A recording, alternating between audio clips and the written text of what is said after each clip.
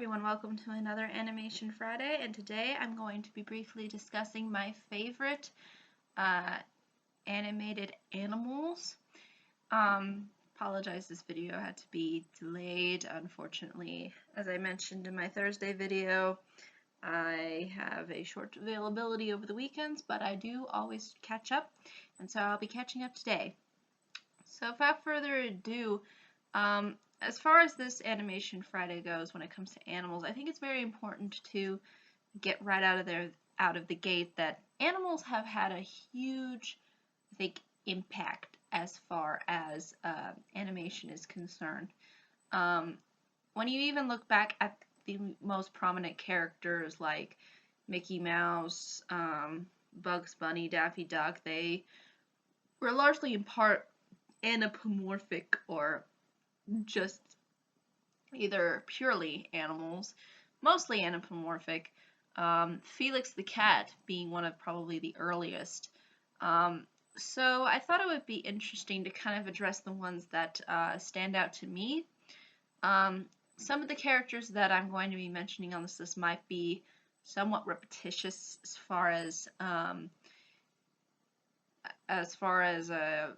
characters are concerned, but I will try to go through an extensive amount of new characters that I haven't mentioned, and also I think reflect onto their animal identity fairly well. So I'm trying to base this list more so of the animal and what we think about the animal rather than just purely the character itself. So without further ado, let me address what I think to be one of the best, and that is Dumbo. Now, I did mention Dumbo previously in one of my other videos, so I'm going to kind of keep his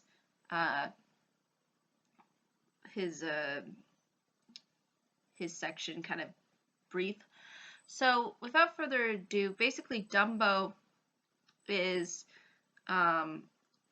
obviously a character that we would probably consider more on the side of his true animal because he doesn't talk. The only characterization out of Dumbo that you could say probably wouldn't be under the identity of a elephant is the fact that he can fly. But what I also find interesting as far as Dumbo's character is concerned is that they make the flaw an actual physical trait of elephants. Elephants are known for having big ears. In particular, I think a certain kind of elephant has the bigger ears than the other elephants. So I wonder if that's probably a thing that maybe threw all the other elephants off because it's a different kind of elephant that has the bigger ears. I can't remember which is which. They still confuse me, the difference between the African elephants and the Asian elephants, but that's something that I think is really getting down to the basics of understanding kind of the animal and how it is sort of presented. And I think what's interesting too about Dumbo is as a character, he has a lot of trials and tribulations that he has to go through. But at the same time, they try to kind of blend the human, childlike aspect of him, while at the same time sort of be true to his animal nature of, not really talking, not really like fully expressing, or really engaging so much with the audience as just kind of just presenting, himself throughout the film. So I think it is rather an interesting blend that they came up with, where we do feel like there is this more human-like nature to him, especially when there's the scene where he cries. You don't really think elephants really cry necessarily, but there is these kinds of cute ways into which they try to kind of blend in this sort of identity of his character. On the one hand, they give him this very human-like feel of kind of like a young child, but then they also give him the sort of basic things that you would associate with when it comes to an elephant. So I think that's something that's actually rather interesting, and what makes his character in particular, I think, so unique, and what I think is a great draw for the audience, is trying to blend that reality versus fiction. But I think that's ultimately all I can say about that character without really giving too much away. And also the fact that he's drawn very well and resembles an elephant really well is also another thing that I think lends itself well to the animation. Second one that I wanted to mention is Bambi. The interesting thing about Bambi is it was really one of those films where you really do feel immersed in nature, and since animals are a part of nature, it only makes sense that the way in which this was executed was very sort of kind of down to earth. But similar to Dumbo, Bambi does have sort of human-like uh, characteristics to him, as far as you could say personality is concerned. But you do feel that there is a sort of back into the wild scenario. Whereas with Dumbo's character, he's put into an environment that's very kind of just out of whack and sort of based on, the sort of superficial elements of the circus. But Bambi's really in the knit and grit of the wild as a character, and I think that really works well for an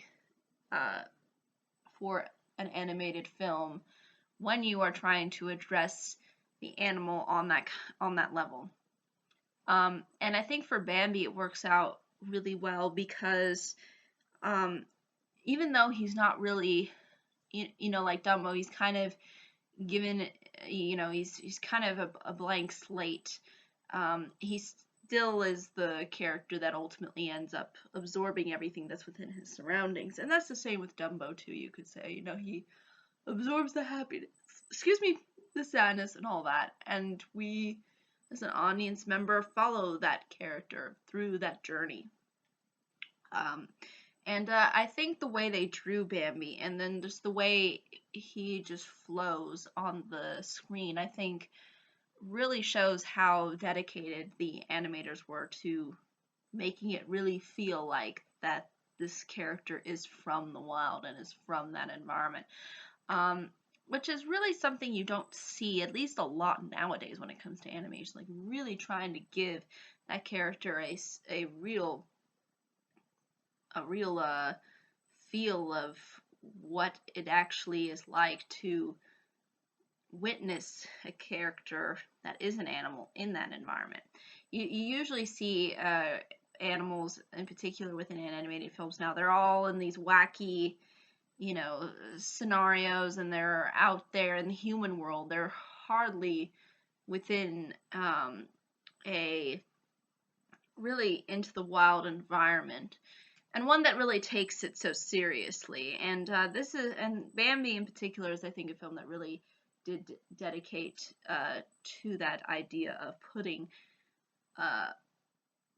in that effort to show the kind of cruel but also beautiful nature surrounding the wild and inserting Bambi's character within that environment. And I think it ultimately really works well and really is what you would expect out of an animated character that is an animal to be like within this environment.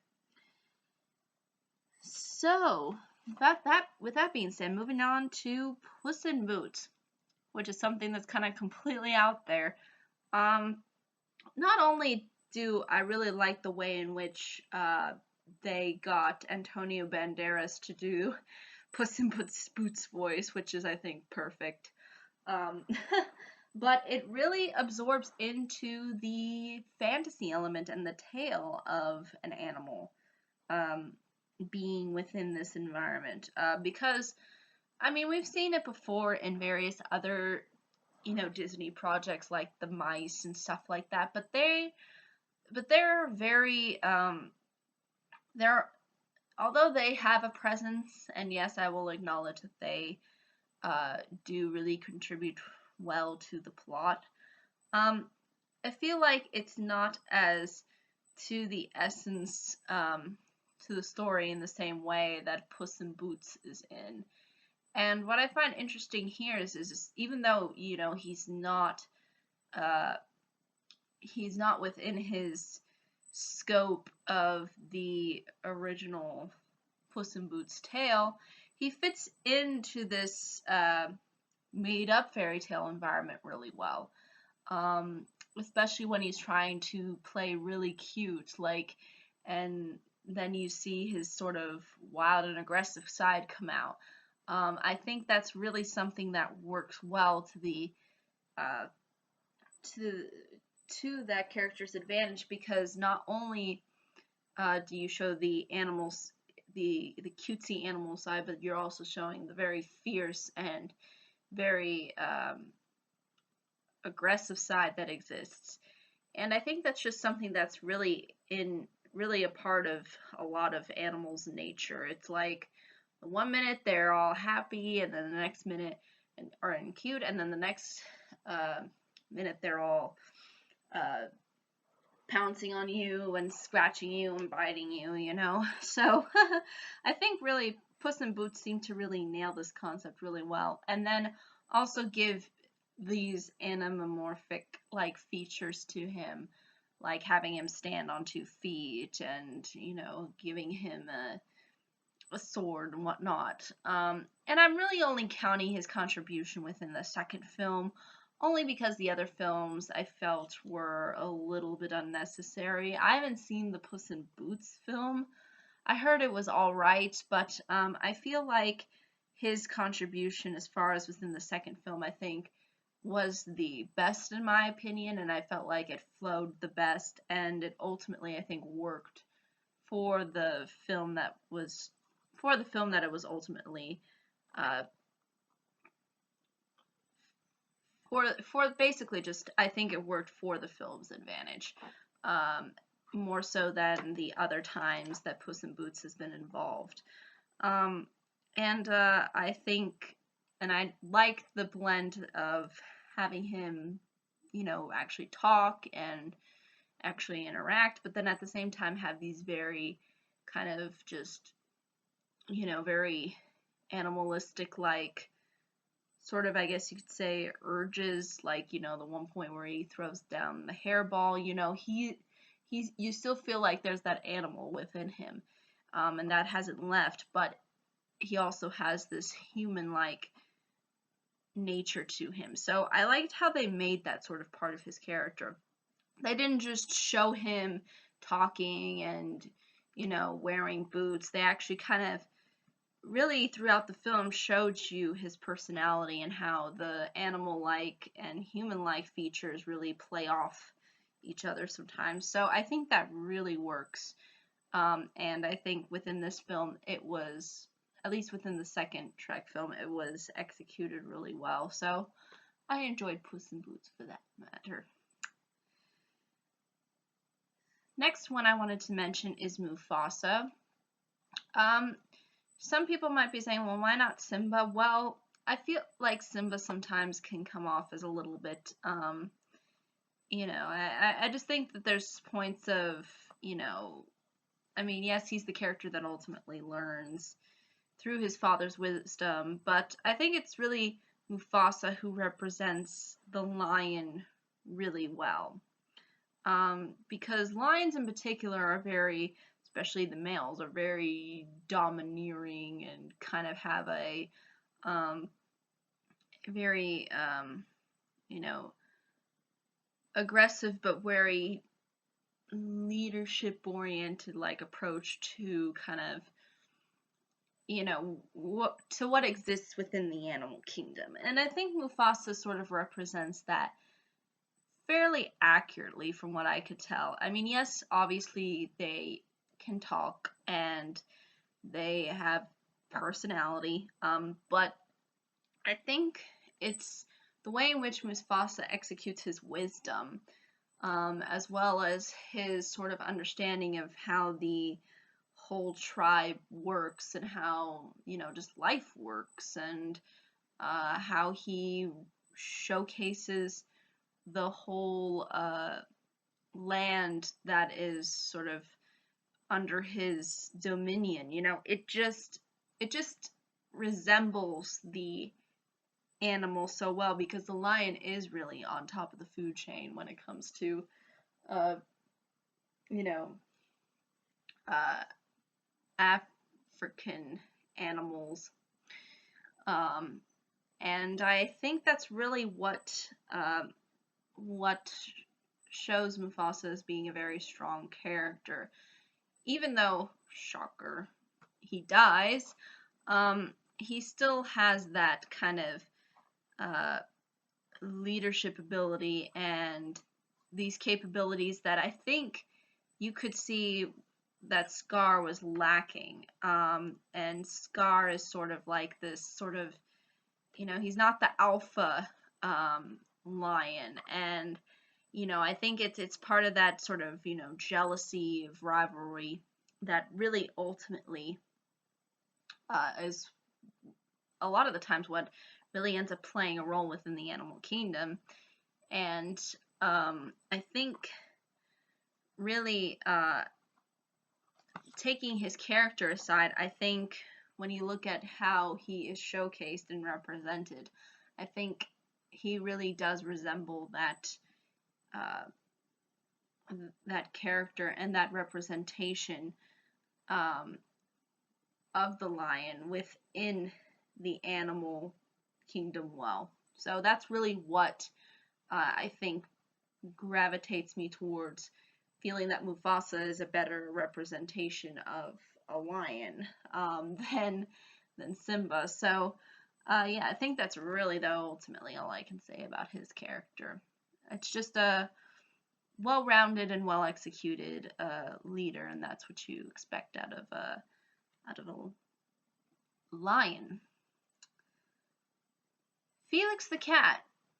Felix the Cat is one of the first animals that was showcased within animation and became one of the most popular during those early days of the 1920s. And there is sort of a good reason for that. I mean, he does have this interesting sort of personality because he seems like a very outdoorsy cat.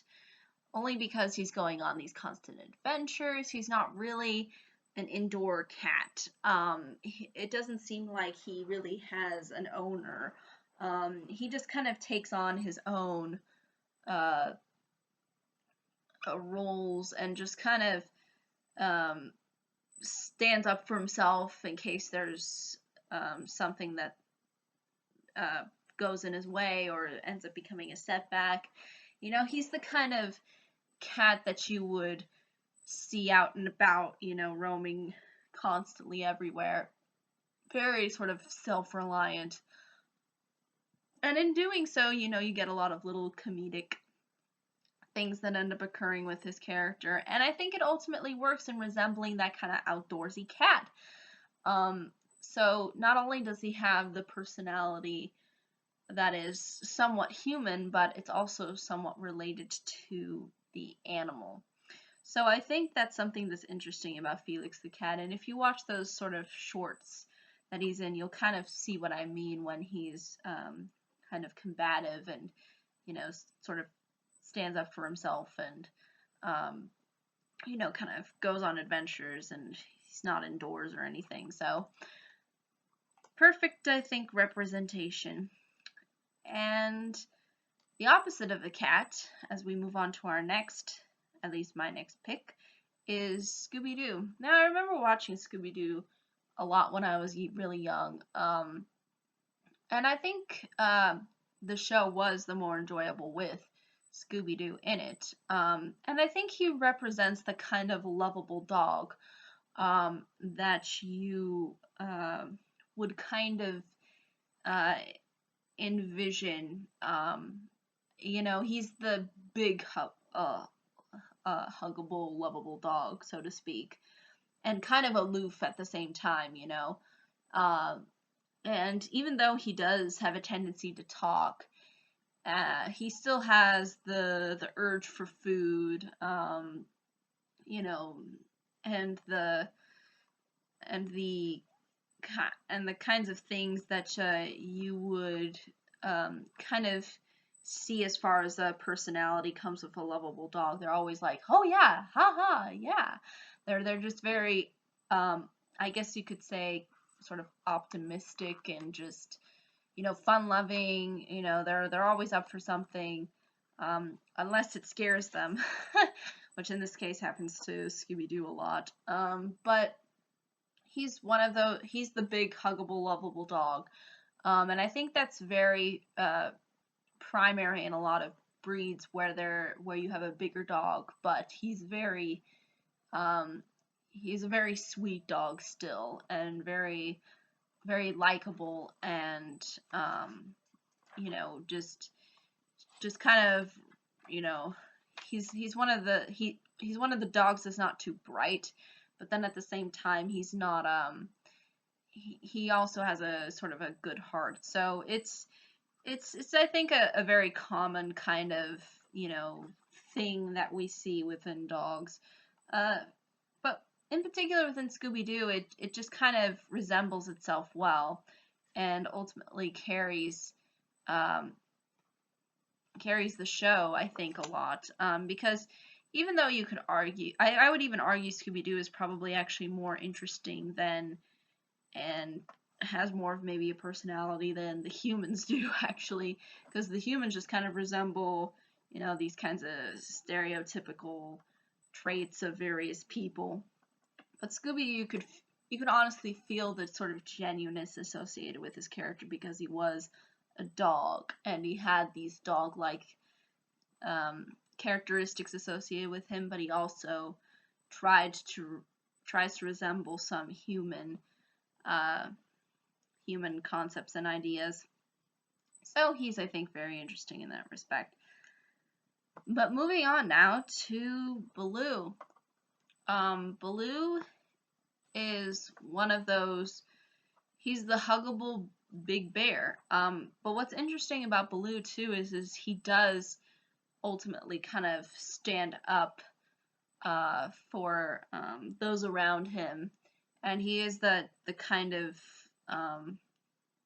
aggressive bear too. So on the one hand he has the courage, and on the other hand he has the kind of the kind and fatherly like qualities that I think a lot of people would probably associate with bears. They have this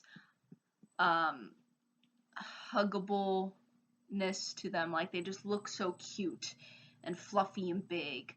But at the same time, they can be very ruthless. It's kind of like when you see a mama bear and then a cub, and then you just know that if you were to ever go up and touch that cub, she would rip you up really badly. So I think that's just another thing that's just very interesting about Baloo, is he sort of resembles that same kind of animal-like instinct. I mean, yes, he can talk, and sometimes he stands on his 2 legs as opposed to his 4, but he's sort of, kind of, and resembles the things that we would think about when it comes to a bear, when you think of, the just a huggable, likable look and feel, but then also a very courageous and tough-hearted individual. So Baloo is very very fun in that respect, and that's why I think he is rather interesting compared to a lot of other characters that are animals. And speaking of bears, let's discuss Winnie the Pooh. As far as Winnie the Pooh goes, it's interesting because he is technically an animal, but he's kind of resembles a stuffed animal in a way. But on the one hand, he is very much like a bear, because he eats what bears eat, honey. And he is he is very curious, and I'd say bears are probably fairly curious creatures, because they're constantly going and climbing up trees, and they're just very bears try to, I think, be very in tune with their environment, and I think Pooh tries to sort of do a similar thing.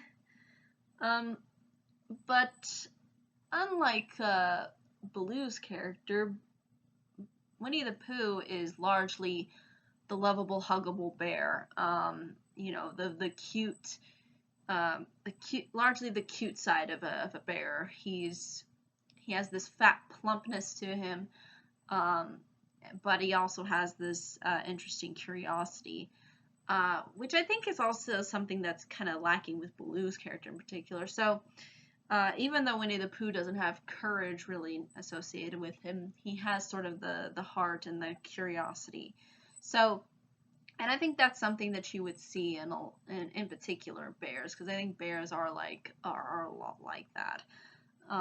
So I think that's really ultimately what I think makes Winnie the Pooh a lot like a bear, but then also a lot like a human, because humans are curious and humans can be huggable and lovable too. So, and humans like huggable and lovable things, so that's just kind of how it works. But moving on to the next one, Shere Khan, which is another kind of 180 here, going from protagonist to antagonist. As far as Shere Khan is concerned, he's probably the most interesting to me as far as villains that are animals within animation. I say that because I think the guy who did his voice is just fantastic. It's really well done for that kind of an animal, that tiger. What I like about Shere Khan, though, is he's really cunning. I think tigers have this kind of innate nature to them that I think makes them very kind of cunning, because they're always kind of hiding. They're not as they try to hide and sort of strike their prey. I guess you could say it's somewhat similar to other animals like lions and such, but I think with Shere Khan and just the way that he kind of feels like he's in charge of everything, sort of similar to how Mufasa's kind of in charge of things within the Lion King. I think within the jungle, there could be, I think, an argument that tigers, I think, hold this very predatory and very domineering presence there.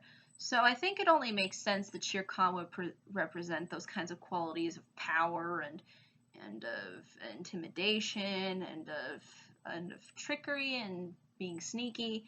So I think that's just something that's very interesting, and I think really works well with this villain, and what makes him, I think, very enjoyable to watch. And you really do see his animal, like, very assertive nature come out of him, and how he can be very threatening and violent.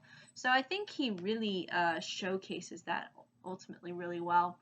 And heck, he even beats up another predator, Baloo. So I think that already shows you how much power this animal does have. And I think ultimately it really works to the film's advantage, and I think he is one of the more interesting. I think he's definitely miles better than Scar, because Scar just to me represents a kind of very lazy beta lion who just doesn't want to do anything. At least Shere Khan tries to attempt to do things and do it through his own sort of more animalistic like tendencies, which are through trickery and through manipulation, through power. So yeah, I think that's really ultimately all I can say about him, though. Now let's talk about Snoopy. Snoopy is kind of on the other end side of a dog, in that he's much smaller than the previous dog that I mentioned, Scooby Doo. And he does represent similar, human-like features, like walking on twos as opposed to fours all the time. But I think what's interesting too about Snoopy is he just kind of cruises along and just kind of has fun and sort of does his own thing. He's not really one of these dogs that's necessarily so active. I would say I think he's very passive as far as his behavior is concerned. Unlike Scooby Doo, who's always out in the forefront, trying to solve the mystery and whatnot, and I think more bigger dogs are like that only because they are capable of doing that. Whereas Snoopy, who's a much smaller dog, is just kind of designed to just be sort of more of a house dog. He's got his little house and he just kind of lays there and, hangs out with the kids, and that's sort of his role. He's not designed to be this very kind of overly, he's not designed to be a dog with a huge purpose. Or have a very human-like purpose. He's just kind of there just to be a friend. And that's largely what I think dogs, are supposed to be and what they end up providing to sort of humans. So I think it only makes sense that Snoopy would be this kind of a dog. Not only because of his size, but, his personality and that he's very just kind of laid back. So I enjoy him for that. That's why I like Snoopy a lot. Another character I wanted to mention is Garfield. Garfield is the interesting thing too is Garfield is kind of the opposite too with Felix the Cat, because Garfield is what we would consider a house cat. He's not like Felix where he's out on an adventure constantly and he's very determined and he has maybe some tricks up his sleeve. He's just kind of a lazy, but thoughtful cat. Like he's thinking about something constantly. He's just thinking things through on how certain situations are. And you see this constantly throughout the cartoon where he's just, he's just sitting there, but he's thinking. And I think that's probably what a lot of people think about when it comes to like these kinds of house cats, the ones that are just kind of lazy and just don't do anything or go out all that much. They just kind of sit there and they just think about things.